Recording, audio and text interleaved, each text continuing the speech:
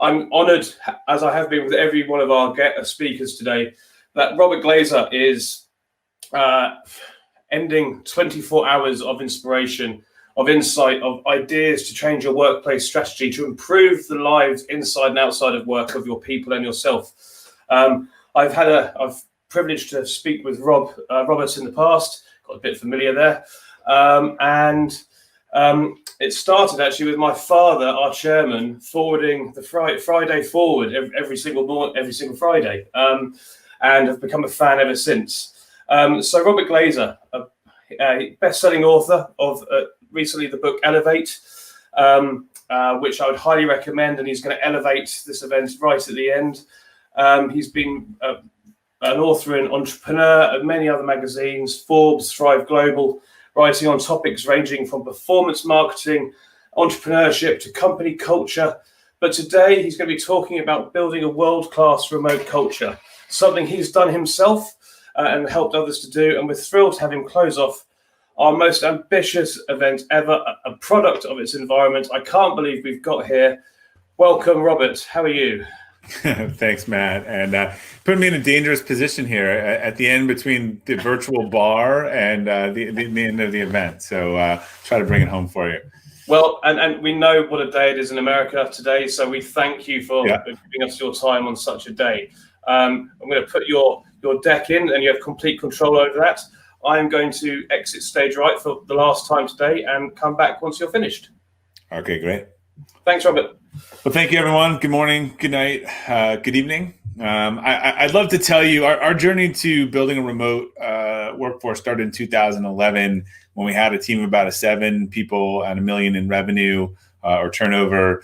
I'd love to tell you we had this grand intention, but we didn't. We had a problem to solve. We were in a business called affiliate marketing, and there was not a lot of talent in the US, and it was all spread out, and we had to find people where they were.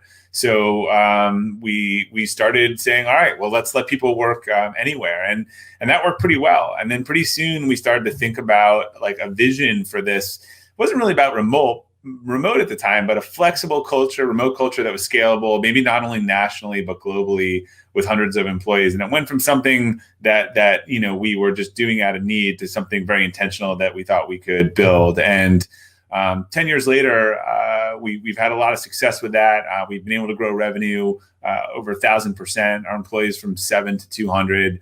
But more importantly, we've been named a best place to work by Entrepreneur, Forbes, Fortune, a lot of great places, despite not having a place to work. And none of this I really could have imagined at the start of this journey. And one of the things I like to say, we were not venture funded. Like, we grew by growing people rather than growing and churning through people. So the majority of our people, our leaders, have come up in the organization.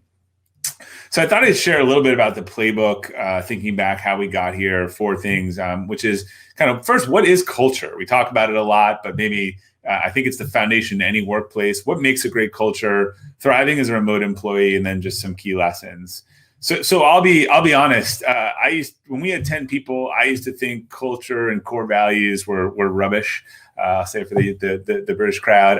I saw these things on the walls of a lot of offices. It just seemed like the thing to say. They all sounded the same. Anyone could say it. There really wasn't like a differentiated point of view. But more importantly, I'd work with these companies and I just never saw them doing these things. If I went to this company, I could guarantee you this is not how I would see people acting. And if you think about like this, we see this a lot, right? So consider the core values for United Airlines. Americans not really known very well for our airline, but they say we fly right, we fly friendly, we fly together, we fly above and beyond. And I posture that these are kind of all, and we're uniting the world. I posture to you that these are all fluff, and how I would know that, and I don't know, I'm sure you saw this all around the world, but a couple of years ago, United had overbooked their passengers on their flight, and typically, airlines just keep offering increased vouchers to get someone to give up their seat. But United decided they should stop this somewhere along the line. They had overbooked the plane, oversold it. And they ended up dragging a passenger off the plane. His head smacked on the seat. He was bloodied. Everyone videoed this. Became all over the news. And United lost $800 in market cap in 1 week capitalization after this. And again, let's think back to those things. I think if you think that dragging a passenger off a plane is flying friendly, flying right, and flying above and beyond, then you have a pretty twisted sense of core values. But one thing United did do successfully is they connected people and united the world against that. So I'm pretty cynical on values, but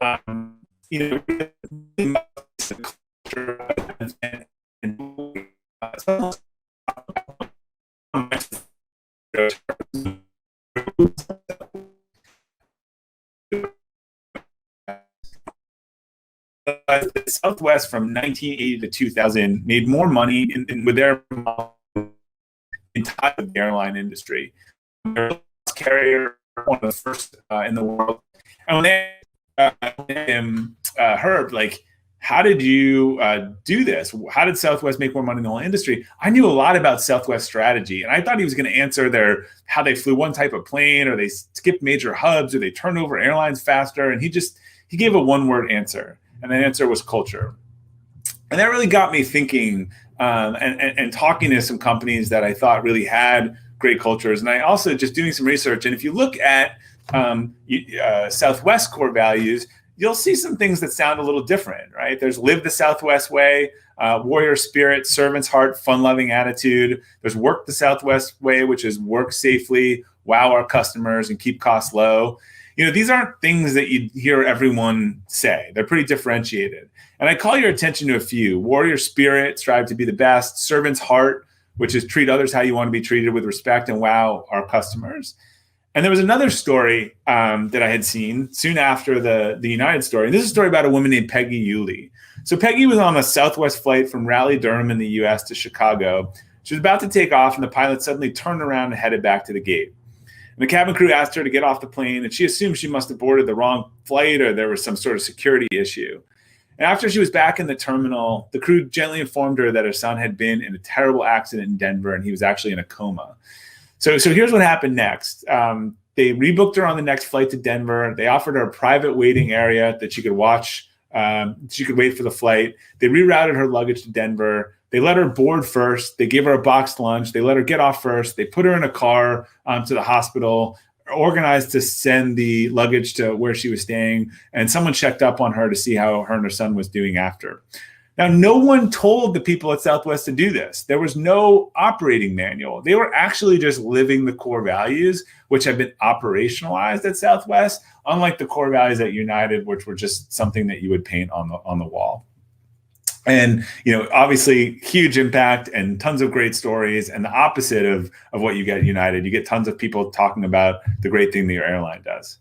So we talk a lot about culture, but I don't think that we have a common definition of culture. And there's two definitions that I really like. And I think a lot of leaders want the culture, but again, they don't know what it means. So the two that I like, it's not what you write on the walls, it's your company's operating system, right? And then it's also how people make decisions when you're not in the room. So culture is not what you write on the walls. It's not ping pong balls, beer, and foosball table. I think a lot of Silicon Valley culture, that stuff has been done to cover up bad cultures and make you never leave the office. But it's really about creating principles, process, and infrastructure, and empowering employees to emulate those in their day-to-day work. Again, two examples of how people made decisions when leaders were not in the room, and two very different outcomes.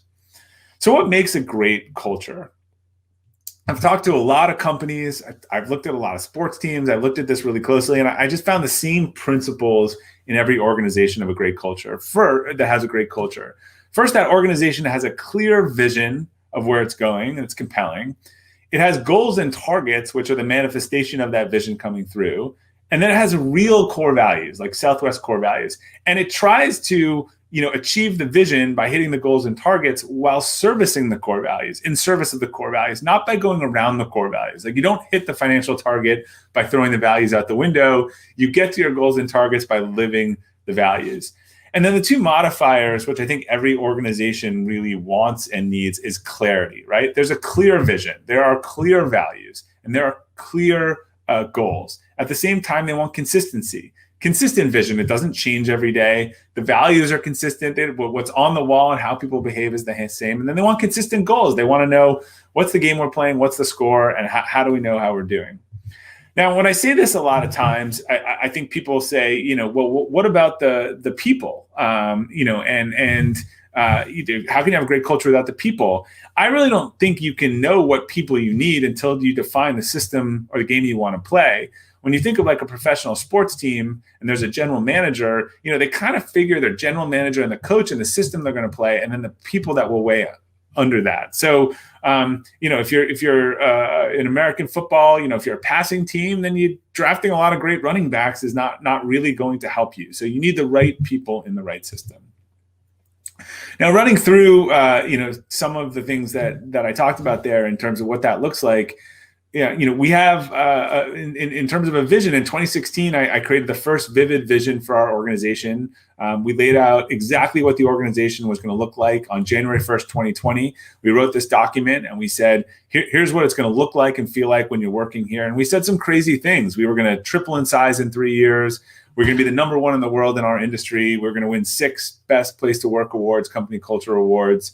And we were going to write a book about our industry. And we ended up doing all of those things and more by the date. And the key was we didn't tell employees how we're going to do this. We just laid out what it was going to look like. And it was really clear for them what the vision was. And they could either get excited about that or they could decide, not that interested in that. And then in terms of values, we have 3 core values. No one needs a card to memorize them. They see them everywhere. You got to know, own it, embrace relationships, and excel and improve. If you ask anyone in our organization who didn't start in the last month, they would be able to tell you these core values. And they would be able to tell you because I'll show you kind of how we use them. Core values for me are the DNA of what makes a person successful in the organization. They're not marketing. They're not things that are public. And it's really important because I think they cover so many more decisions than rules can. So here's some way we use our core values. We use them in hiring. We have core value questions that people are asked, behavioral-based questions that align to our core value.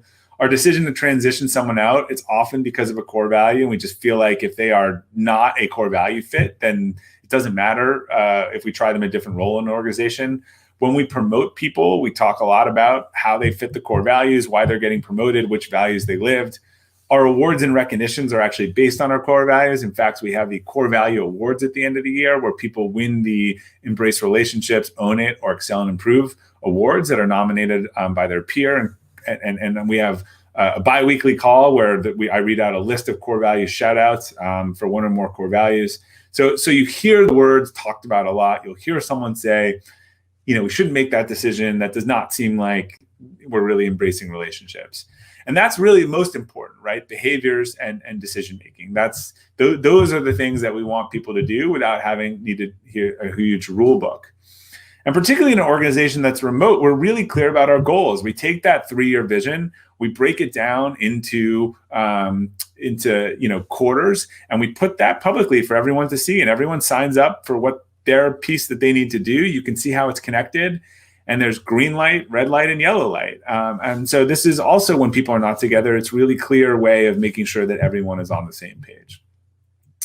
In terms of consistency, we have a consistent company call cadence. We try to have everyone on the same calls and the same timing in each week so that they roll down.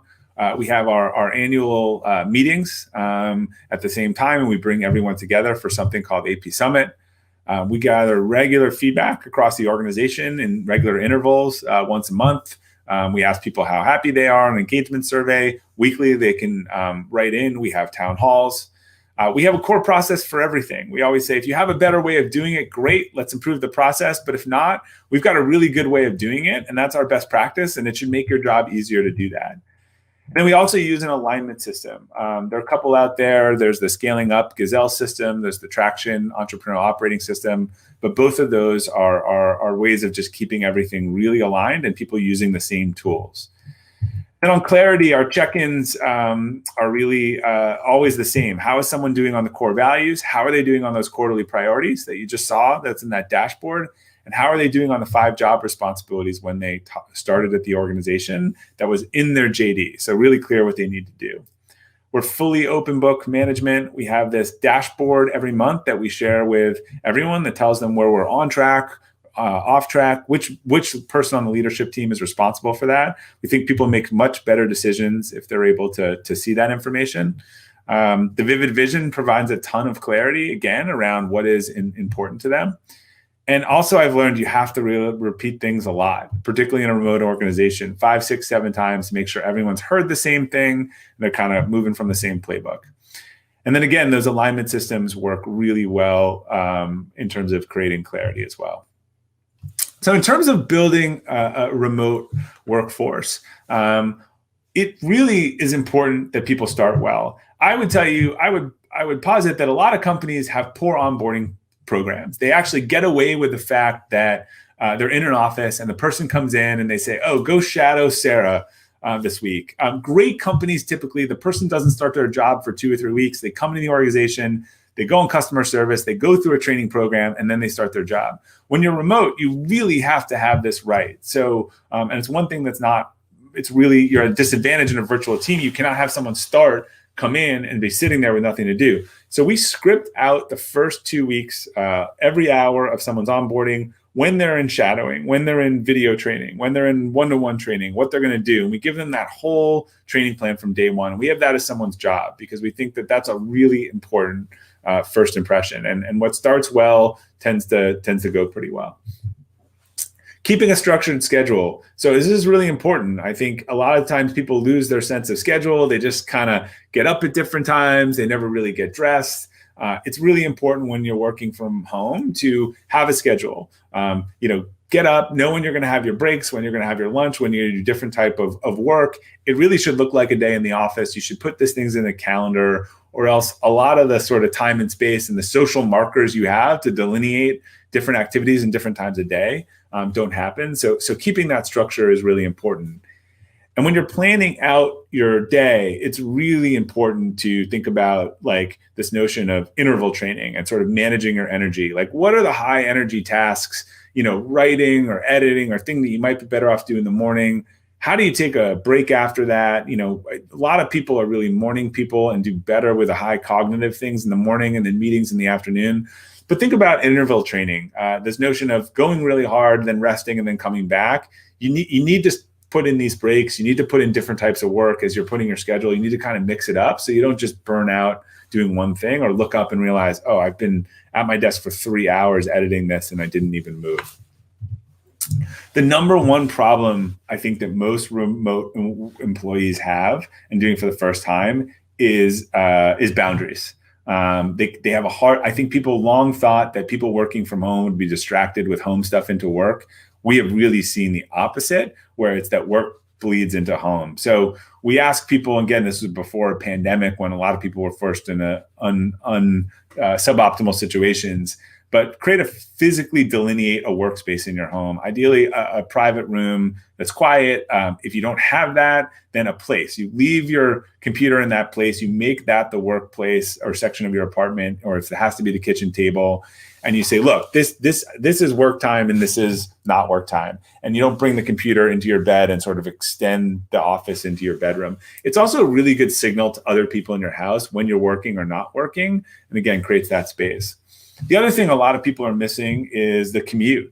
I think it's really important to recreate that commute. We need that decompression time. It's actually one thing that I realized that I was really struggling at years ago, even before the pandemic, was I would just do these Zoom calls till 6 o'clock. I'd go to dinner. The 3 kids would all be yelling. And I was really just didn't have the space. And I realized, wow, I need a transition time. So I would take the dog, go for a run, listen to a podcast, walk outside. I mean, we actually need both of those commutes these days in the morning. I would say if you are rolling out of bed, grabbing your cell phone, turning it on, looking at work, that's like someone taking you out of your pajamas in your bed and throwing you in the office. Like, these are important times, the getting ready for work, having your coffee, read the paper, sort of start the day, with some space, and then coming home too. And if you add these virtual commutes in, it really helps. The other thing is, typically when you move out of your home, you realize there are a lot of things you don't want to move with you, and you throw out a bunch of them. As a lot of companies are moving to a remote workplace, I think first thing you should do with your meetings is just revisit them and figure out, like, are they any good in the first place? Do I need to be doing this? Can I cut it in half? Just don't take your in-person meetings and hold them over video conference. You need to adapt, change your format. In most cases, I would say you should cut it in half. And people have they have about a 3 or 4 hour total, I think, Zoom fatigue window before they're just really too much. And one of the ways to cut your meetings in half is to eliminate update meetings. I can't stand update meetings. That's where you get a whole bunch of people on a call to just do readouts, right? Where they're all at the same time and there's not any interaction. People are just reading an update. They're reading a finance thing. And this is stuff that they can read, frankly, like in advance of the meeting. So one of the things that we've done, I wrote an article about this on Inc. if you want to look it up. I tried Jeff Bezos' PowerPoint replacement and it works, is that people create a memo. They provide all the information in advance of the meeting. The meeting, then people come in expected to read that and have a discussion. We don't do a meeting where people just get on, except for one where we do all the company updates and do updates. If you can read it, it doesn't need to be in a meeting. A meeting should be for dialogue and debate and strategy. And this gets a lot to sort of when to use video in thinking about it. We try to prioritize video, especially for internal calls. It definitely builds more connectivity, but you can't do it all the time. There is a natural Zoom fatigue, as I mentioned before. So I think one of the things that we've done is switch a lot of internal calls to our cell phones so that we can go for a walk, we can get outside, and also these tools for asynchronous video. It's a great way if you need to send someone a message, if you want a bunch of people to hear a message, but they don't need to all be on at the same time. You can just record a message, share it with a company. We operate in every time zone around the world. There's no single time. So if it's not a live dialogue, I'll push an update to everyone. I'll send it in an email and they can watch it on their own time. It's a great way to sometimes to communicate with someone. Instead of writing a long, complicated email, turn on the video, say, hey, Stephanie, like I got your email. Let me explain this. Like sometimes a 5-minute video it literally gets more done than an hour email that you would have written. And then in the remote environment, it's really important to trust but verify. I think that trust is important in remote work. You should be setting expectations for your colleagues, managers, and reports for when you're available and when you aren't. And remote work doesn't mean you're doing whatever you want and not accountable. You've got to be accountable. Doing this well is dependent on trust. I think employees will do better knowing that you trust them and that you should give that trust up front. However, it's also important to do deep dives. It's always good to make sure that what you're being told is true and dive in and make sure that something is running. So I like the notion of trust but verify. I think we give trust first, but we also have to make sure that at some point do spot checks to make sure that what people are telling us is getting done. Biggest shift going on that's forcing managers into this is without people in front of you, is manage to outcomes, not inputs. Like we understand this in sales, right? We don't reward the person who makes 100 calls that day. We reward the person who sells a lot that day. And a lot of us are still managing to FaceTime, to hours, to tasks. This means you don't have the right metrics for your team. If you have the right outcome metrics, you shouldn't have to babysit your team and how they're spending their time. The output should be really clear and you should be able to manage them and get the outcomes. This is the number one thing I've sort of talked to a lot of CEOs, realizing how much they need to change their metrics and accelerate the shift to outcomes in order to accommodate this new environment. And then a lot of people also ask me, so what kind of spy technology do you use on your employees, or how do you make sure they're doing what they're doing? And as I said before, I just that doesn't set the type of culture that we want to build. I think if you set the correct outcomes, you manage to those outcomes, and you hold people accountable, you don't need to spy on them to know they're getting their work done. That just builds a certain culture of distrust. People are selling spy technology on the one side, and they're asking managers to go through logs, and employees are buying mouses that move their mouses around to make it look like they're working. This is a zero-sum game that no one wants to be playing. If you're playing that game, you're buying this, your employees are buying the other thing, you're already losing. So set the high bar, treat them as adults, and focus on outcomes. As I said before, the salesperson who closes $10 million in a month, you're much happier with them than the one who made 5,000 calls but closed $1 million a month. So we got to get to the right measurement. I think it's really important to be clear, this notion of fly your flag as a company. Like, who are you? What do you value as an employer? Your value proposition is not for everyone. Just like there's different colleges and universities with different value propositions, like we try to be really clear about who we're good for and who we're not good for and not hide these things. So we believe in own it, embrace relationship, and excel and improve. We are a remote work environment. We are a client service environment. In fact, we're really fast paced. We have a lot of great comments on Glassdoor. In fact, these are cons that people listed who left 5-star reviews on Glassdoor, trying to make sure that other people understand exactly what the company is. Working from home does not mean it's cushy. It's an agency, so it's fast-paced. You really need to be self-motivated to work in a company that's 100% remote. And this is a fast-paced environment with a lot of work. We are not trying to hide that. So the expansion of remote work, I just think, is going to be dramatically change the landscape of how people live. For generations, we've had this city to suburb bridge, right? People start in the city, maybe in their 20s, they start moving into the suburbs, but continue working in the city. But I really think that bridge is closing. I think people are going to want to make a decision to maybe live in a more urban environment because they want to be there, or they want to be in a suburban environment, but they're not going to go through these 1 and 2 hour commutes a day when they've realized that they have to. So as people move to that suburban life, remote is going to become much more popular.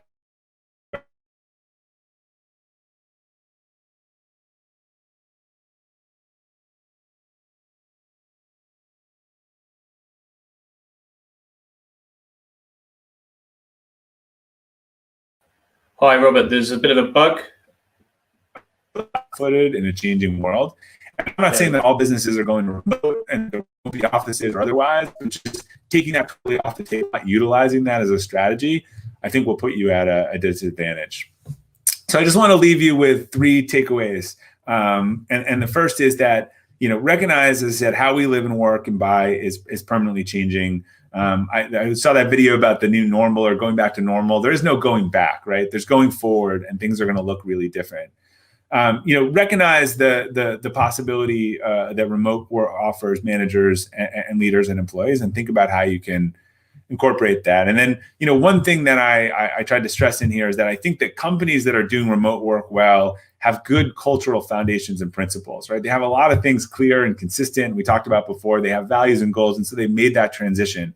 I think a lot of companies are seeing that these were deficiencies they already had, and the remote work is just sort of exposing those. So the last thing is also make sure that as an organization, it's fine to pick whatever strategy you want. You might want people to come back into the office, and maybe they don't want to, or maybe you decide you don't want the office, but they're really dying to come back, or you'll say, oh, we're going to be hybrid. Hybrid, I think, is the most dangerous if that's the absence of a strategy. I think hybrid can be a good strategy if it is supported with what does that mean and what is the expectation. But if you're just not making a decision, but understand that you're going to kind of have to make a decision, and you might have a bunch of people that are not happy with that, but you should make it and support it and move forward when we come out of this, because your employees are going to be looking for what's my company's go forward strategy. So thank you very much for letting me close up today. As it happens, my newest book, How to Thrive in the Virtual Workplace, is actually launching tomorrow, the 21st, in the UK and in Asia, kind of basically everywhere but the US. So if you're interested in much more detail about how you can build a virtual workplace, either as an employee or as an organization, check out the links below, or Amazon, wherever you buy books. And if you have any questions, my contact information is right here, and I would be happy to connect. Thank you so much. Thank you so much, Robert. I'm going to make you unique, and no questions. I'm going to give you no questions. I think what you've just said finishes it perfectly. It's the virtual cherry on the top of 24 hours. You just want to go home. Come on, let's be honest. You got a beer right there, ready to go. I might have. We've been doing dry January, but I might have a rosé to toast with Ruth. You deserve it. It's a great event you put on. But what I did want to say was give trust, but verify. I'm a huge advocate of trust. Your employees deserve your trust instantly. You've hired them, but give trust, but verify. I think that's a fantastic message. And as I said at the beginning, people need to go check out your writing, your views, your thoughts. They've helped me immensely. They've guided me, made me think different ideas. So thank you so much. Have a fantastic day on this historic day in America. And Thank you, Matt. we're to have had you close the Inspirathon. This will never happen again. enjoy your well-deserved sleep. This is one and done. So thank you so much, Robert. Thank you. Take care.